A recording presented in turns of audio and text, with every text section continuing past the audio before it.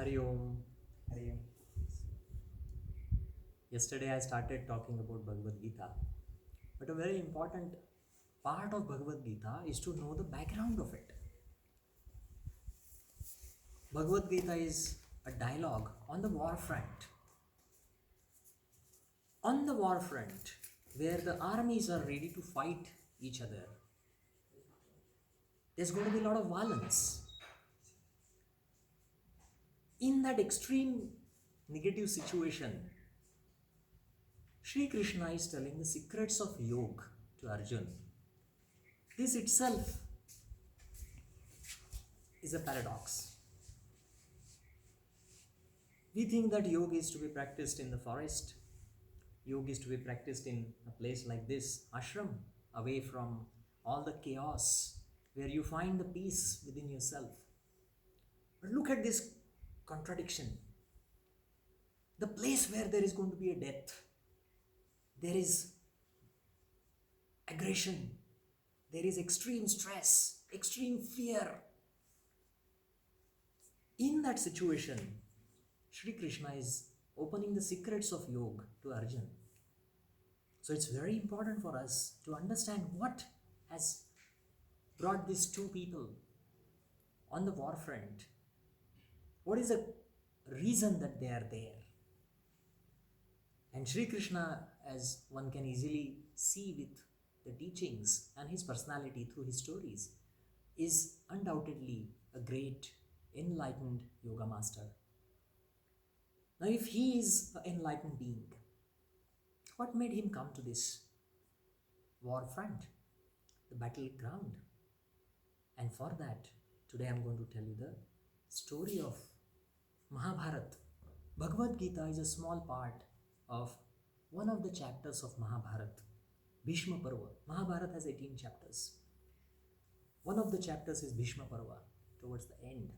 And Bhagavad Gita is a part of that. So I'm going to tell you this story. But the story, if you want to understand, you have to go back 3 generations before this Arjuna and Krishna's generation. So once upon a time, say about 5,000 years ago, that's the time period said by many historical researchers, like people studying history, and they have figured out that maybe the Mahabharata time is about 5,000 years old. There are some evidences they have found, some archaeological evidences also support this 5,000 year theory.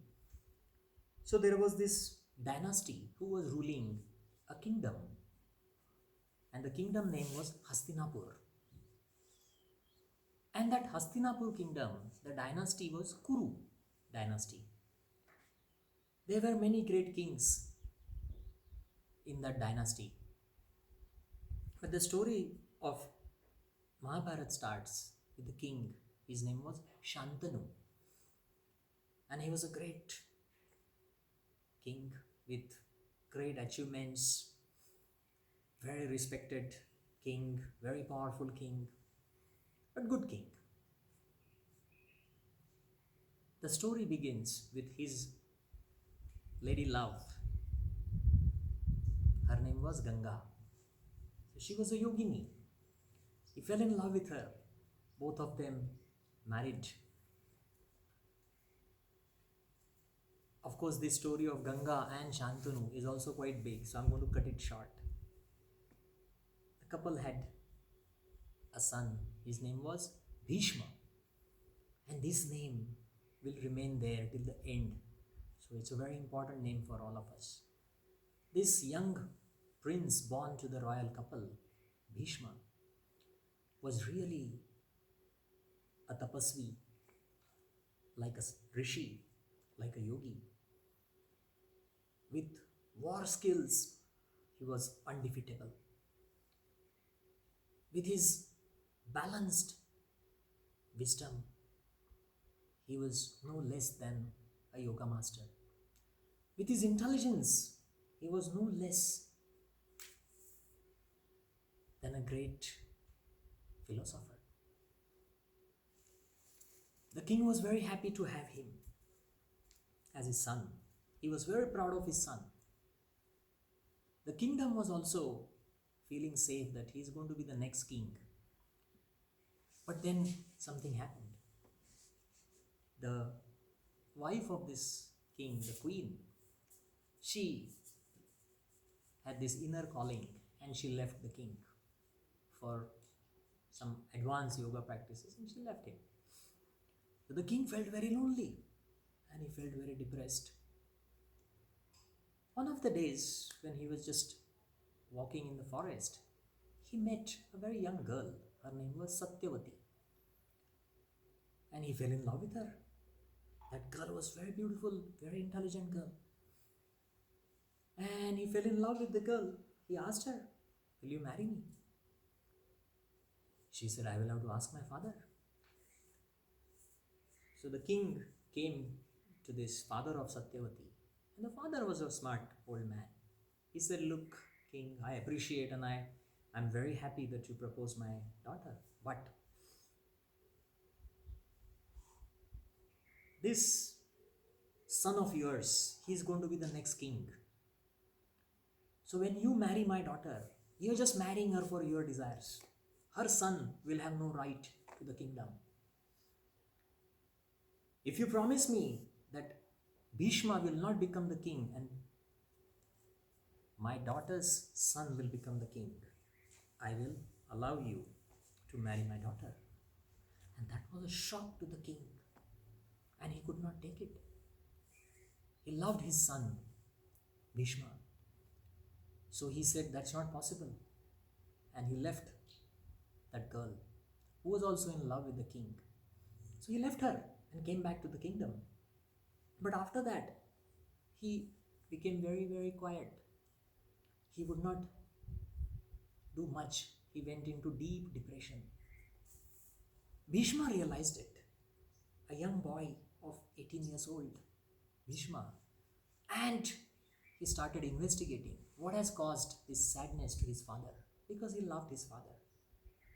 He always wanted his father to be very happy. He wanted everyone to be happy in the kingdom. But especially he was attached to his father.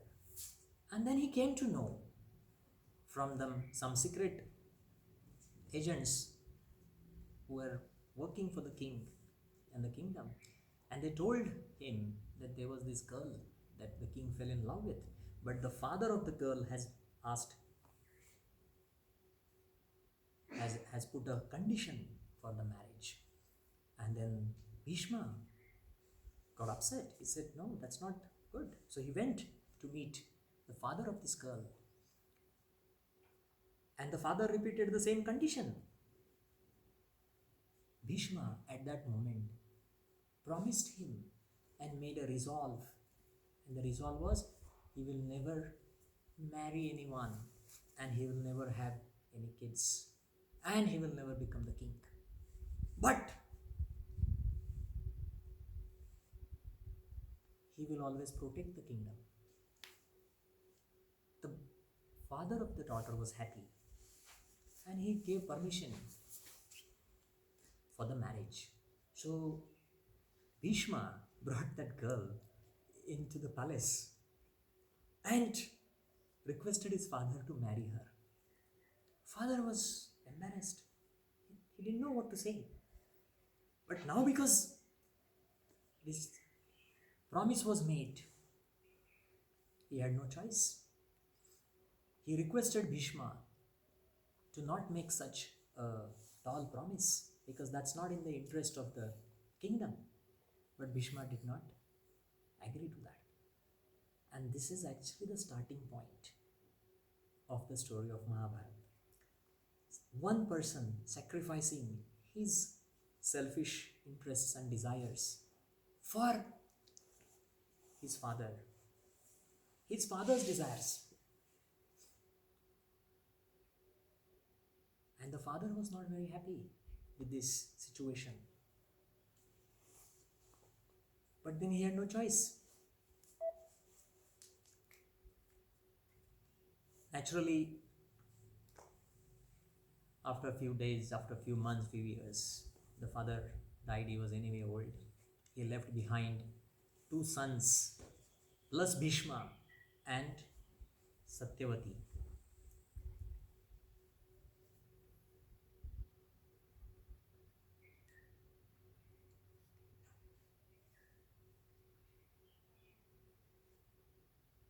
The two sons that he had, Bhishma made the elder one the prince and then the king, but he died in a battle. The second son had problems conceiving, like not conceiving, like having a baby. His wives. They took some help, some yogis, some Ayurveda masters. The two sons were born to this one. His name was Vichitravirya. But these two sons, there was some problem. The first one that was born was a blind prince. And the second one who was born, who was good, was physically okay, but he was very weak, anemic. And I almost crossed two generations. So one more generation and then we'll go to the background. I skipped many stories. This is a very complex story of Mahabharata. Every little thing has many connecting stories. And every story is quite interesting.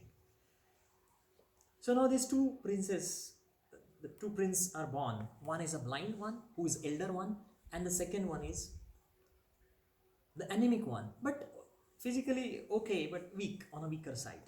The blind one, his name is Dhritarashtra. Dhritarashtra.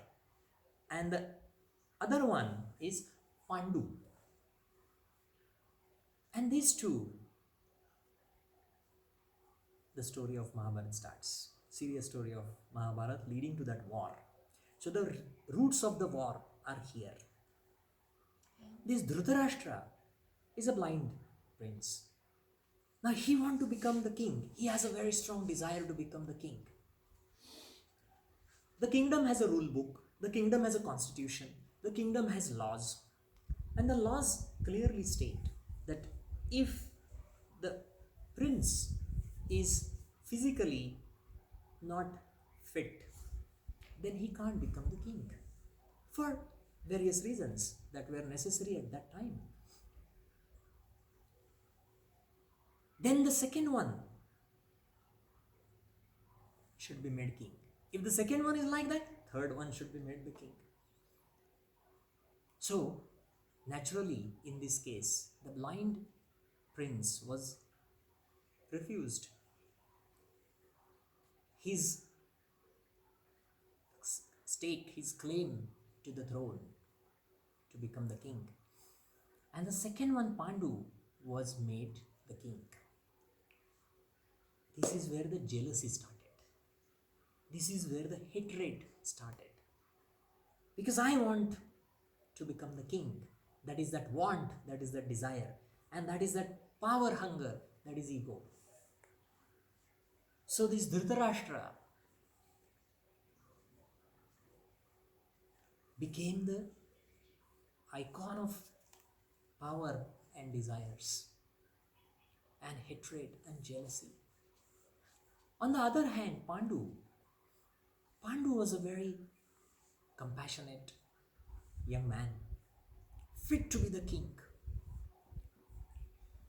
very wise with making the decisions with right and wrong and good and bad and positive and negative. Justice, truth is what Pandu represented. And he had no desire to become the king. But it came to him. He didn't want really the power, but it was given to him as a dharma, as a responsibility. Now this Dhritarashtra and Pandu both got married. Dhritarashtra, his wife was Gandhari. The story says that she was from the nation called Gandhar, which is right now, if you search for Gandhar, you will find it near Afghanistan. So that's the area that she was from. So anyway, so he got married to her. And the description in Mahabharata is very interesting. The couple had 100 sons. You'll say, not possible. Look, guys, the description is interesting. In parts, the 100 embryos were incubated. That's how the description is there in the books. Huh?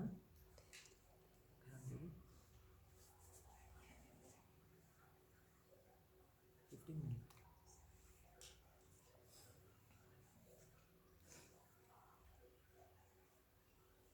100 sons were born to Dhritarashtra and Gandhar. And this Pandu, he got married to another beautiful princess called Kunti.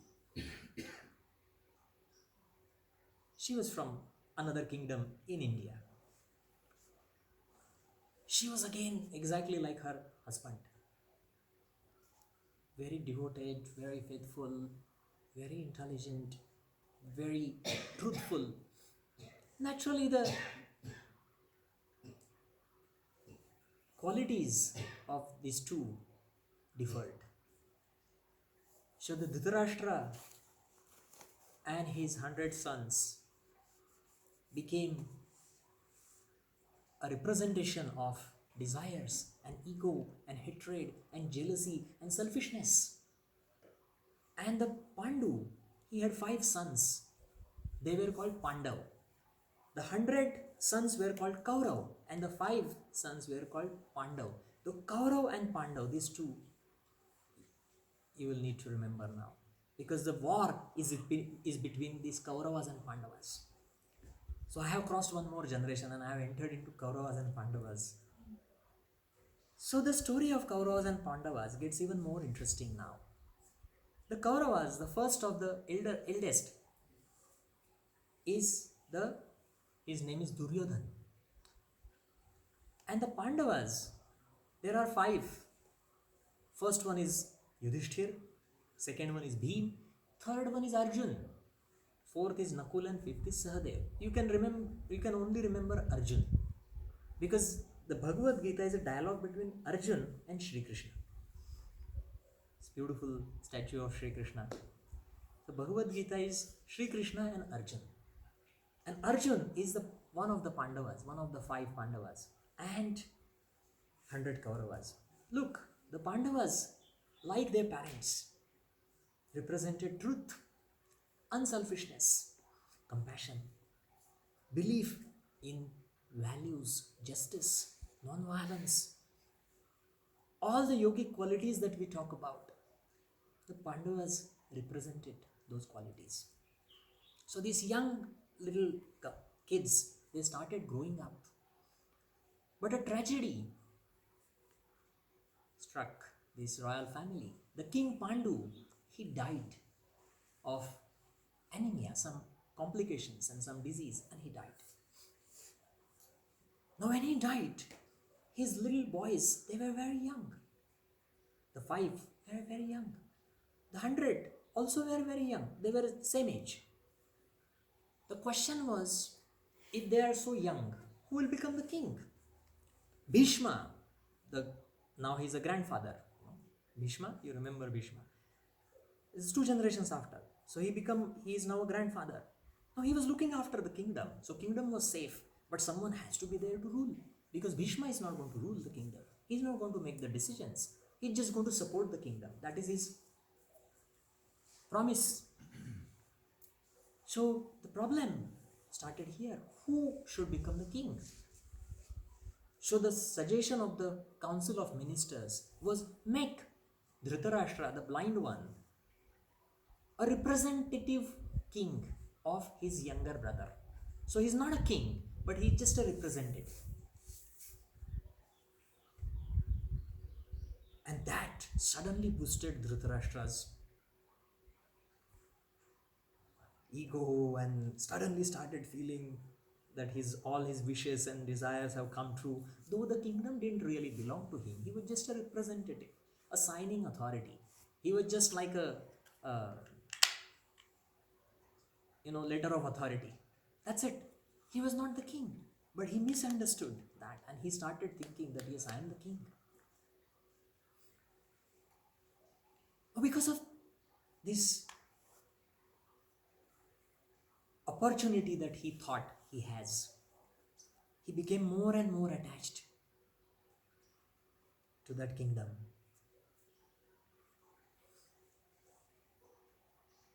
And he started thinking that God has done justice to him now. Now the kingdom belongs to him. And he forgot that when this prince, the Pandavas, the eldest of the Pandavas, Yudhishthir, when he'll become 16-year-old, he has to hand over that kingdom to Yudhishthir because it belongs to the king Pandu and his elder son. Now, when Pandu died, these 5 Pandavas and 100 Kauravas, they were being trained together in the kingdom. But the 100 boys, they had this cunning attitude. They had this selfishness in them. They had this aggression in them. And that made them hate Pandavas. They always looked up to Pandavas as their enemies. Because they thought when the Pandavas will grow older, they will come back to ask for their kingdom, which is not their kingdom. And the Duryodhan, the elder Kaurav, he, with his other siblings, even went to an extent to make a plan to kill the Pandavas, even when he was as young as 10, 11 years old. Fortunately for these Pandavas, the 5, they survived that cunning plot. But that put a lot of separation between the cousins. And the Pandavas started realizing that they are not very safe in this kingdom because the Dhritarashtra, who was a representative king, was supporting his sons. He was not punishing them because he loved them blindly. He forgot that he has to make a justice and he has to stand for the truth. And the truth was always with Pandavas. But he forgot about it. Then, at the age of, when this young prince, they became 16-year-old, it was time to hand over the kingdom, to appoint the prince. Naturally, the only right was with Yudhishthir, the Pandavas. So the blind king was forced by the council of ministers and the representatives from the people to make Yudhishthir the prince. Unwillingly, he made Yudhishthir the prince. But that made these Kauravas very angry. And they designed another terrible plot to kill Pandavas. And that plot was very interesting. Pandavas, when they realized that yes, like the kingdom is coming to them, they went on a pilgrimage, to offer their respect to the various religious places in India. Near Varanasi, the Shiva temples, the very old traditional energy centers in India. So there they built some house of wax. These Kauravas, these 100 Kauravas, they built a house of wax, but it was disguised as a normal house. And they requested Pandavas to stay there. They said, let's forget about our differences and let's live peacefully. Pandavas thought, yes, very nice, Kauravas are welcoming us, so let's be peaceful because peace is most necessary. At whatever cost it comes, let's have peace. Pandavas were very happy. But then that house, when Pandavas went there to live, in the night, it was burned down.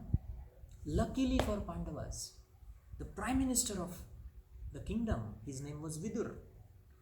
He was very intelligent person with great network and great efficiency of management, and he came to know about this plot just a little bit, like a couple of hours before, and he helped Pandavas escape from there.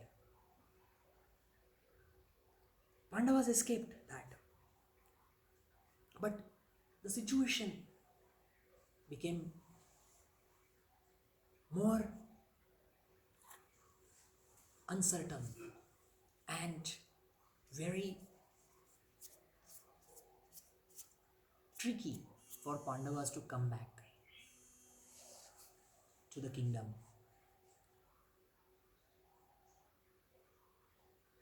The king, the blind king, representative one, he declared immediately, instantly, next day, these Pandavas are dead. And immediately he appointed his son as the prince. The Duryodhan was appointed as the prince. Because that's the way that he could grab the kingdom. But anyway, he thought Pandavas are dead. He didn't know about this plot. His son did not tell him. But anyway, after a few days, Pandavas came back. And it was known to everyone that Pandavas are alive. Now the question was in front of the king, the question in front of this Dhritarashtra was, he has to give the kingdom back. And how he can do that? Because he was so happy that his son is now the prince and he has the kingdom. So he is rightfully the owner of this kingdom. But when Pandavas came, it was a tough thing to do. So the situation is very volatile with these two, almost on the brink of war. Pandavas wanting their right back, Duryodhana and Dhritarashtra not wanting to give it away. I'm going to take a break here and I'm going to continue this story tomorrow, because most important character of Mahabharat, the hero, the central character of Mahabharat is not Arjun, is not Dhritarashtra, is not Bhishma, is not anyone, but it's Shri Krishna. And I haven't even spoken about Shri Krishna and his story. So I'm going to continue with Shri Krishna's story, and then when Shri Krishna becomes old in the story, as old as Pandavas, then we will combine this story together. So I'm going to stop here. Thank you. Hari Om.